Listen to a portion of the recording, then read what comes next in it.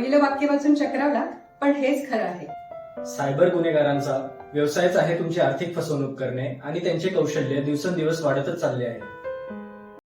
तुम्हाला काय वाटतंय, बँकेतले पैसे अधिक सुरक्षित आहेत? ते नेहमी ऑनलाईन उपलब्ध असतात, म्हणूनच ते लुबाडले जाण्याचा धोका 24/7 आहेच. सरकार, इन्शुरन्स कंपनीज, आरबीआय यांच्या मार्फत सायबर फ्रॉड विरुद्ध जनजागृती सुरूच आहे आणि SWS आणि अल्पारंभ मार्फतही हे काम सातत्याने सुरू आहे.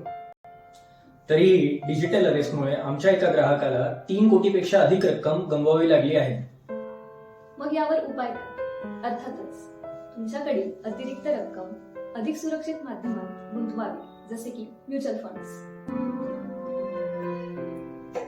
म्युच्युअल फंड मधील इन्व्हेस्टमेंट म्हणजे पैसे अधिक सुरक्षित, अधिक ग्रोथ. सावध राहा आणि तुमचे पैसे अधिक सुरक्षित ठेवा. सुज्ञास अधिक सांगणे न लगे.